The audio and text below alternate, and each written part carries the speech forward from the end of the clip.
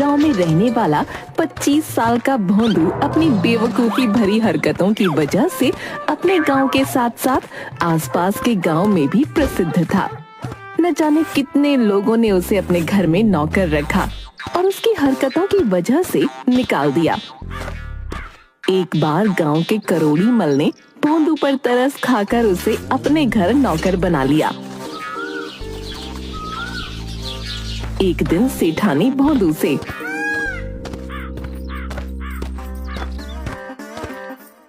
अरे भोंदू, ये ले 2 रुपए और दुकान से सुई ले आ। सेठानी जी, साइकिल लेकर जाऊं क्या? कामचोर, दुकान कितनी दूर है जो तू साइकिल से जाएगा? जा, पैदल जाकर लेकर आ। सेठानी जी, पैदल चलकर जाऊंगा तो समय लगेगा। तो दौड़ कर जा।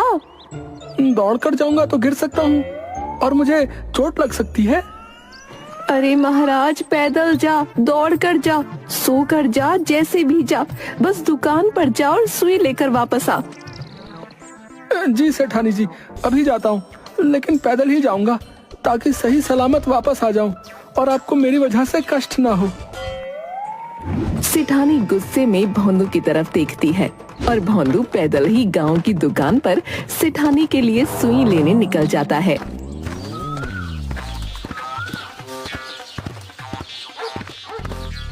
दुकान पर पहुंचकर भोंदू दुकानदार से, सेठ जी, एक सुई दे दो। सुई छोटी दूं या मोटी दूं? अगर सुई छोटी ली तो सेठानी गुस्सा करेंगी और अगर सुई मोटी ली तो बहुत भारी हो जाएगी। ले कैसे जाऊंगा? एक काम करता हूँ, सेठानी से मार खाने से अच्छा है कि मैं मोटी सुई ले लेता हूँ और रही ले जाने के बाद तो कोई ना कोई तो जुगाड़ में लगा ही लूंगा। अरे भाई, क्या सोच रहे हो? कौन सी सुई दे दूं, छोटी या मोटी? सेठ जी, मोटी सुई दे दो, मोटी। ये लो मोटी सुई है, संभाल कर ले जाना। अच्छा, बहुत भारी है सुई। सेठ जी, 2 मिनट अपने पास ही रखो ये सुई, मैं इसको ले जाने का कुछ इंतजाम करके आता हूँ। मालकिन भी ना कुछ भी मंगवा लेंगी और सारा इंतजाम मुझे ही करना पड़ता है। भोंदू सड़क पर खड़ा हो जाता है। तभी उसे गांव का झींगा अपनी बैलगाड़ी पर घास लेकर उस तरफ आता नजर आता है। अरे ओ झींगा, झींगा भाई, किधर जा रहे हो? मैं तो तुम्हारे करोड़ी मल के घर के आगे जाने वाला हूँ। भाई मेरी मदद कर दो जरा। हाँ हाँ, बोलो बोलो, क्या मदद चाहिए तुम्हें? झट से बैलगाड़ी पर बैठकर, वो सामने दुकान के बैलगाड़ी लगवा दो।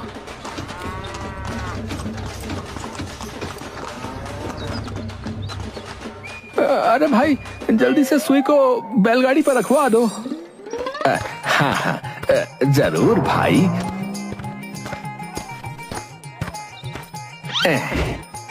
भाई झींगा, सेठानी ने मोटी सुई मंगाई है, वही लेकर जानी है। मोटी है इसलिए भारी है। क्या तुम इसे अपनी बैलगाड़ी में रखकर सेठ जी के यहाँ पहुँचा दोगे? इसे पहुँचाने में फिर आसानी होगी। अरे सुई भी रख लो और तुम भी बैठ जाओ। नहीं नहीं, तुम बस ये सुई रख लो, मैं तो पैदल ही ठीक हूँ। ज्यादा वजन बैलगाड़ी पर सही नहीं। ठीक है, रख दो। भोंदू सुई घास के बंडल पर रख देता है और खुद बैलगाड़ी के साथ दौड़ता हुआ करोड़ी मल की हवेली के पास पहुंच जाता है। हवेली पहुंचकर, भाई झींगा, तुम जरा रुक जाओ, मैं अंदर से किसी को बुलाकर लाता हूँ सुई उतरवाने के लिए। क्या मूर्ख आदमी है ये, है? इतनी सुई उतारने के लिए आदमी बुलाने गया है?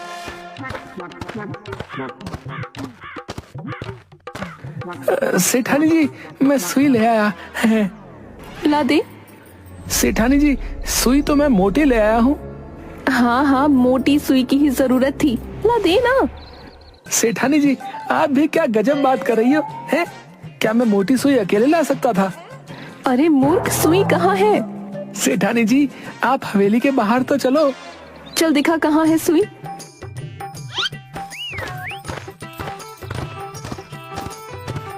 भोंदू सेठानी को लेकर हवेली के बाहर जाता है और बैलगाड़ी की तरफ इशारा करते हुए कहता है, सेठानी जी, इसमें रखिए सुई, उतरवा लो जरा। तू सुई बैलगाड़ी में लेकर आया है? और नहीं तो कैसे लाता, मोटी सुई भारी जो होती है। सेठानी अपना सर पकड़ लेती है। चल निकाल, कहाँ रखी है तूने सुई? सेठानी जी, आप जानती हैं ये झींगा बहुत अच्छा इंसान है। इसने किराए का एक भी पैसा नहीं लिया और फ्री में ही सुई हमारी हवेली तक छोड़ने आ गया। भोंदू, जल्दी उतार अपनी सुई, है मुझे देर हो रही है।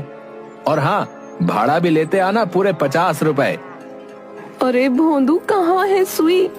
और 2 रुपए की सुई का 50 रुपए का भाड़ा करके आया तू? भोंदू घास के बंडल में सुई ढूंढता हुआ कहता है, सेठानी जी, मैं सच कह रहा हूँ, मैंने सुई घास के बंडल में रखी थी। नीचे उतर, बताती हूँ तुझे मैं। सेठानी जी, मैं सच कह रहा हूँ, मैंने सुई घास के बंडल में रखी थी। और हाँ, ये झींगा भाई से भाड़े की कोई बात भी नहीं हुई थी। देख भोंदू, इतना इंतजार वहाँ दुकान पे किया, तुमने सुई चढ़ाई और यहाँ तक मैं ले आया। अब मेरा काम खत्म, मेरा भाड़ा लाओ। मालकिन, आप टेंशन मत लो, मेरी पगार से काट लेना 50 रुपए।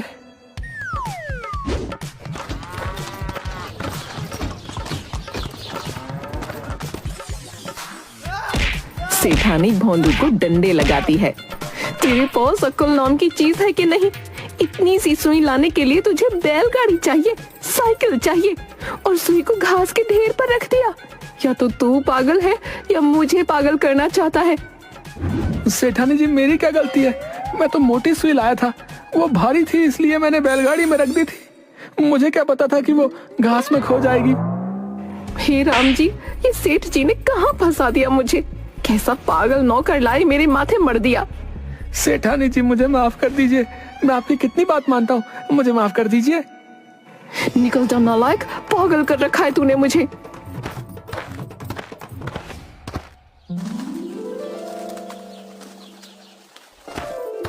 सेठानी को शाम के समय योगा करने की आदत थी। दोपहर को सोने के बाद वो उठकर अपने कमरे में ही योग करती थी और उसके बाद बाहर जाती थी। एक दिन दोपहर के समय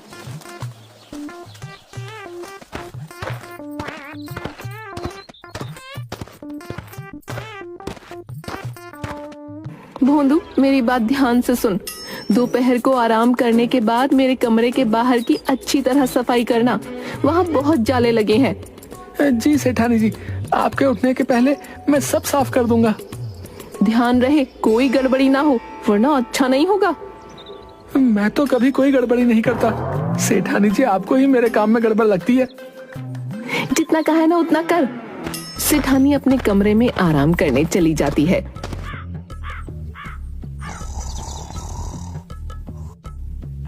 भोंदू भी थोड़ी देर आराम करने के बाद खुद से बोलता है, चल भाई भोंदू, काम पर लग जा, वरना सेठानी जी की गालियां पड़ेंगी। लेकिन मैं इस आंगन की सफाई कैसे करूंगा? मुझे एक सीढ़ी लानी होगी। भोंदू सीढ़ी लेकर आता है और उस पर चढ़कर सफाई का काम शुरू करता है। थोड़ी देर बाद दरवाजे के ऊपर बने रोशनदान को साफ करने पहुंचता है। अरे सेठानी जी को ये क्या हो गया? ये नीचे कैसे गिर गई हैं? सेठानी जी, आपको क्या हो गया? सेठानी शवासन में जमीन पर लेटी होती है। सेठानी जी, मैंने ऐसी क्या गलती कर दी जो आपने इतना बड़ा कदम उठा लिया? भगवान के लिए अपनी आंखें खोल दीजिए। सेठानी कोई जवाब नहीं देती। भोंदू भागकर पड़ोस वालों को इकट्ठा कर लेता है।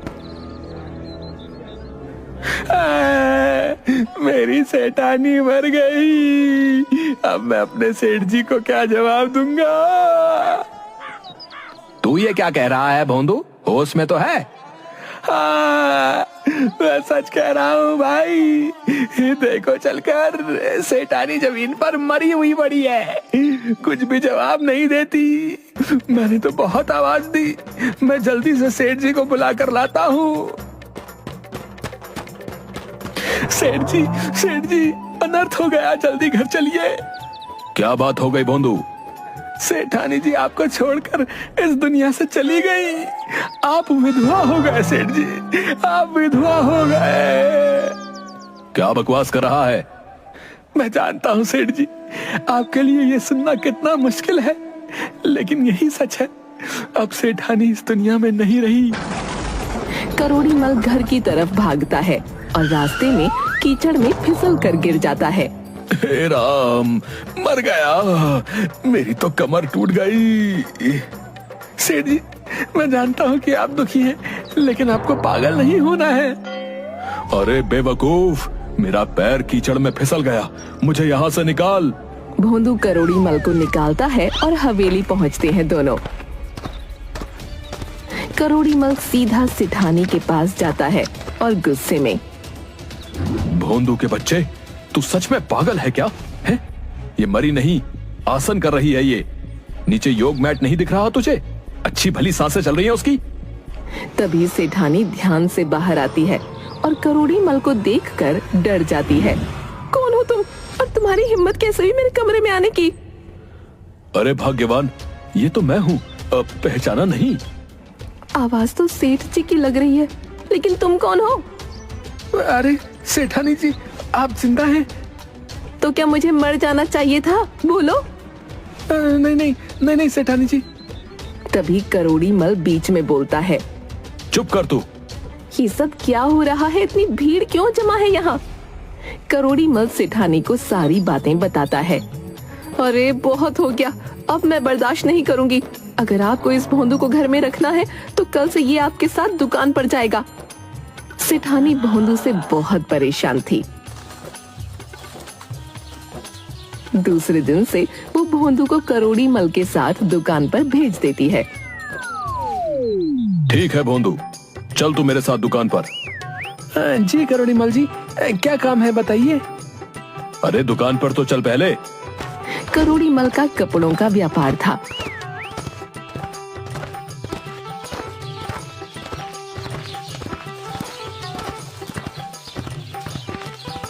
दुकान पर जाकर करोड़ी मल भोंदू को कपड़े का एक थान देता है। भोंदू बेटा, ये ले एक कपड़े का थान, इसे ले जा और ले जाकर चौक के पास खड़ा हो जा। कोई ग्राहक दिखे तो उसे बेच देना। जी करोड़ी मल जी, बस इतना सा काम है, ये तो मैं बड़ी आसानी से कर दूंगा। लेकिन करोड़ी मल, आप कितने बेवकूफ हैं। क्या बोला बे भोंदू, मैं बेवकूफ हूँ? मेरा मतलब है करोड़ी मल, आपने मुझे कपड़े का थान तो दे दिया, लेकिन ये नहीं पता है कि कपड़े का थान बेचना कितने में है। देखो भाई भोंदू, भगवान की दया से हमारा धंधा अच्छा चलता है, तो 10 रुपए ऊपर या 10 रुपए नीचे क्या फर्क पड़ता है? हमें ज्यादा का लालच नहीं है। तू बस ये कपड़े का थान बेच कर आ जा। ठीक है करोड़ी मल, बस थोड़ी देर में कपड़े का थान बेचकर वापस आता हूँ।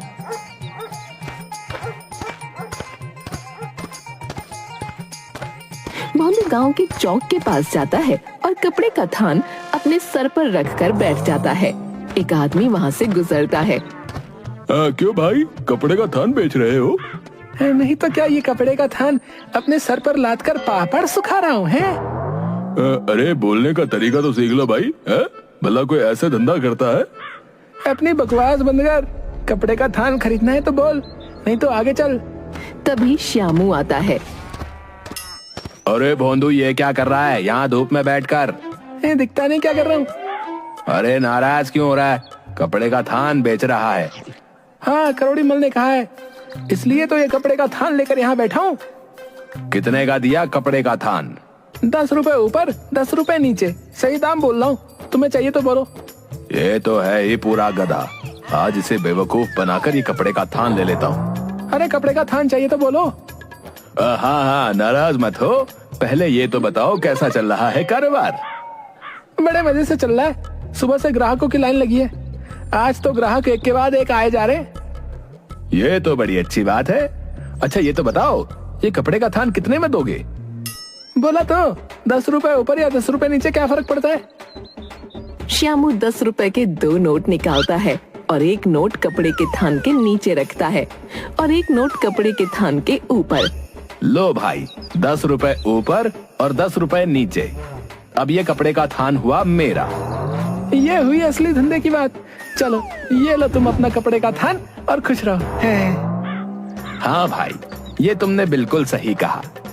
श्यामू कपड़े का थान लेकर वहाँ से चला जाता है और भोंदू खुशी खुशी करोड़ी मल के पास वापस आता है। अरे भोंदू, बेच आया कपड़े का थान? जी सेठ जी, बेच आया कपड़े का थान। अरे तू तो बड़ा होशियार है, इतनी जल्दी बेच कर आ गया। सेठ जी, सेठानी जी तो ऐसी गुस्सा करती हैं, और आपने तो अपनी आंखों से देख लिया कि मैं कितना कमाल का हूँ। घंटे का काम मिनट में करता हूँ। हाँ। तू सही कह रहा है। अब एक काम और कर। जी सेठ जी, बोलिए, क्या हुक्म है? अभी शाम होने को बहुत समय है, तो ये एक और कपड़े का थान ले जा और इसे भी बेच कर आ। जी सेठ जी, बस आप तीसरा कपड़े का थान भी तैयार रखिए। मैं शाम होने तक तो 4-5 कपड़ों के थान ऐसे ही बेच दूंगा। अरे वाह, तू तो बड़ा होशियार है। अच्छा एक काम कर, पहले वाले थान के पैसे दे दे मुझे। जी सेठ जी, बिल्कुल सही कहा आपने। ये लीजिए आपके पैसे।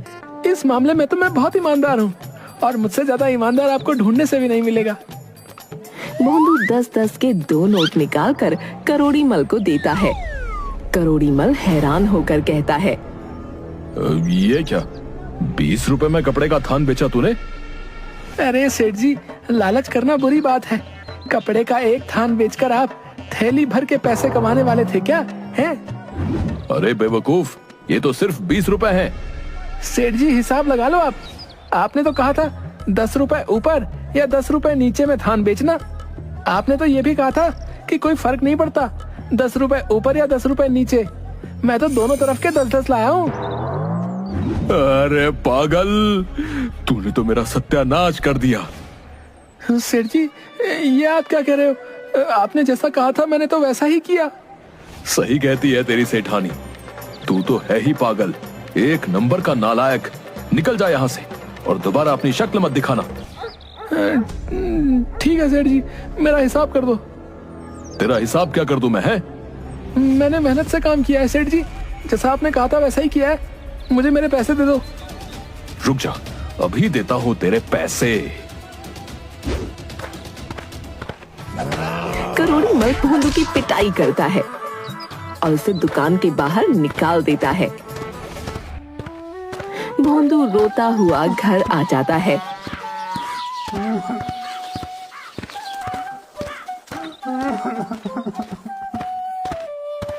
आ गया बेटा? आ तो गया माँ, लेकिन मुझे करोड़ी मल का हिसाब कुछ समझ नहीं आ रहा है। क्यों, क्या हुआ? उस करोड़ी मल ने मुझसे बेईमानी कर ली। पैसे तो दिए नहीं और मेरी कमर अलग से तोड़ दी। एक नंबर का बेईमान है वो। क्या बेईमानी की करोड़ी मल ने? बता मुझे। भोंदू अपनी माँ को सारी बात बताता है।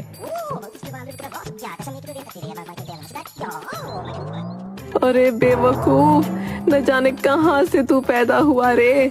तूने तो मुझे दुखी कर रखा है। सारा गांव मुझ पर हंसता है। माँ, तुम ऐसे मत कहो, मैंने क्या गलती की है?